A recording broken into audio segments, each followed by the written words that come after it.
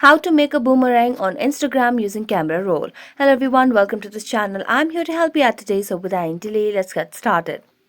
Now first of all, launch the Instagram application on your device. As you launch the Instagram application, what you can simply do is tap on your story option at the top right corner of the screen. So you can select any of the pictures over here. So let me select a picture. What you simply need to do is first of all go back and not select the story, but rather tap on the boomerang option. And as you tap on the boomerang option, select on the gallery icon.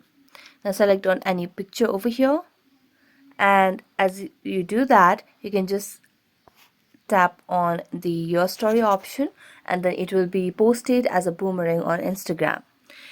Otherwise, what you can simply do is you can just scroll down, and any video that has infinity loop at the top, you can see that they will be able to have the boomerang effect on them. So you can simply select on such videos as well. So that's it. Thank you so much for watching this video. See you next time.